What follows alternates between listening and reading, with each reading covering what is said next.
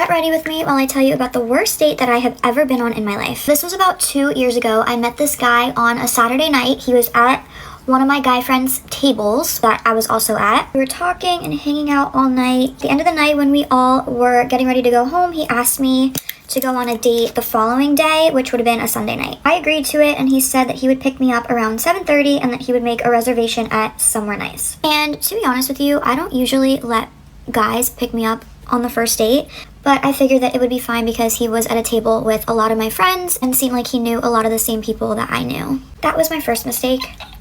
So I start getting ready, and he said we were going somewhere nice, so I'm not even kidding. I put on the nicest black jumpsuit and my Louboutin heels.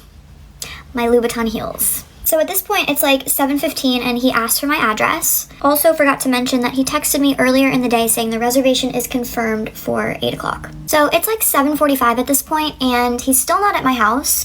And it's not even like he's saying, I'm so sorry, this came up, that came up. He's literally just saying, I'm coming, I'll be there soon. It's being very just bizarre. Like, I'm ready to go. I'm sitting on my couch waiting for him. And at this point, it's after 8:30. So not only is he now an hour late picking me up, but we're already 30 minutes over our confirmed reservation. I just checked my receipts, and at literally 9:32 p.m. is when he texted me, I'm 3 minutes away. 9:32 p.m. on a Sunday. I am starving, I'm hangry, I'm annoyed, but I go outside and I see him coming down my street, and he's driving an old BMW, and the entire front of the car, like the bumper, was completely smashed in. And listen, I'm not saying that he got into an accident on his way to get me or anything. This could have happened weeks before. I didn't ask any questions, but I don't know, that should have been a red flag.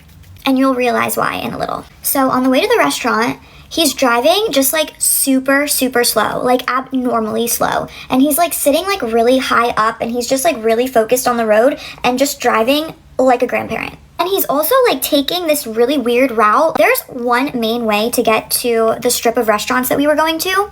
Mind you, I still didn't know what restaurant we were going to at this point. He never told me, but I just knew that we were going to Las Olas in Fort Lauderdale, which is like a strip of bars and restaurants. But he just took like this really strange back route that I had never been on before. And honestly, it was like he was getting distracted and lost and like had no idea where the fuck he was. And I did ask him if he knew where he was going, and he just kept saying, oh, it's a shortcut. I take this way all the time. He's telling me how hungry he is, how we're gonna order a bunch of appetizers, and he loves ordering the whole menu and trying different things. So I'm getting like really excited because I love dinners like that, when like, you know, you just eat good, try different things on the menu, and just like have a time. So at this point, it's almost 10 p.m. on a Sunday, and Las Olas is pretty dead. Obviously, we're like an hour and a half past our reservation, if there ever was one. And at this point, we were just like, okay, we're gonna go wherever is open.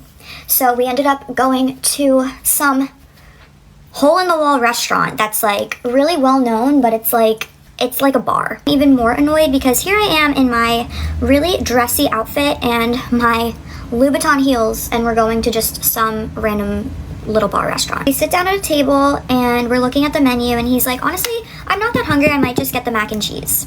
And I'm like, what happened to ordering a bunch of appetizers? I thought you were starving. And he's like, I don't know, we can start with this. You can get other things, but I'm just gonna start with the mac and cheese and see how I feel.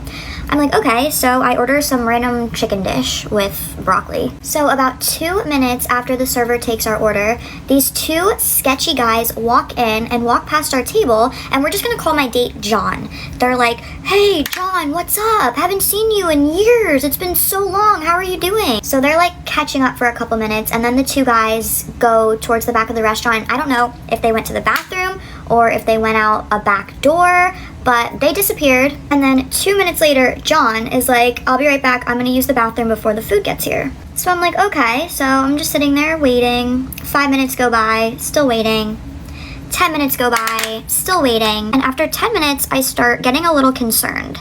And I'm thinking, did he just go out the back door and like ditch me? Did he leave? Like, I've never had that happen on a date, but that was always like a huge fear of mine. After 10 minutes, the server comes over and he's like, everything okay? How are you doing? Can I get you anything? I'm like texting my mom, I'm texting my friends saying, oh my God, I think he left. After almost 15 minutes, I text him, did you fall in?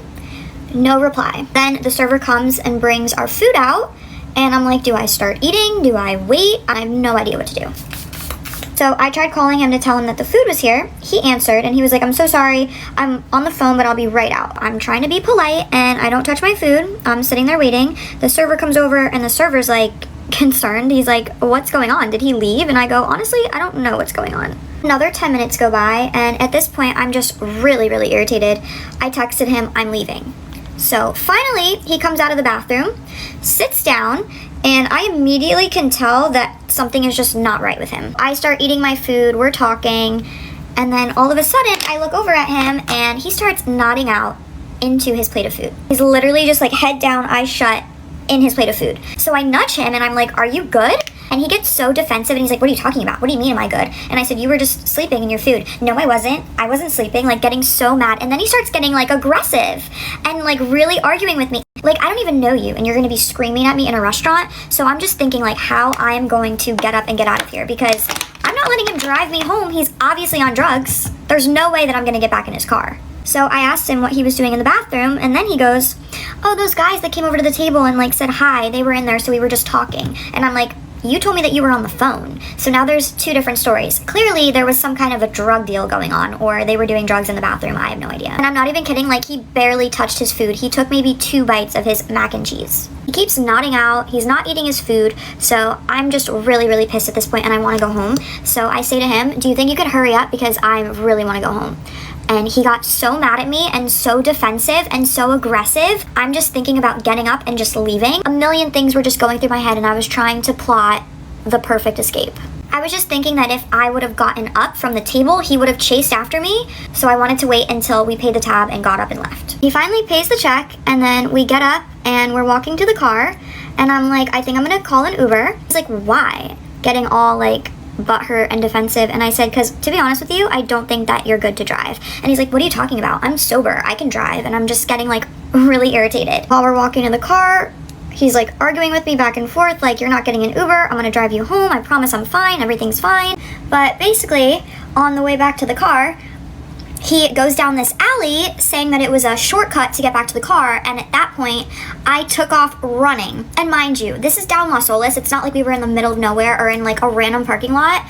It was a, busy, well-known strip of restaurants and bars.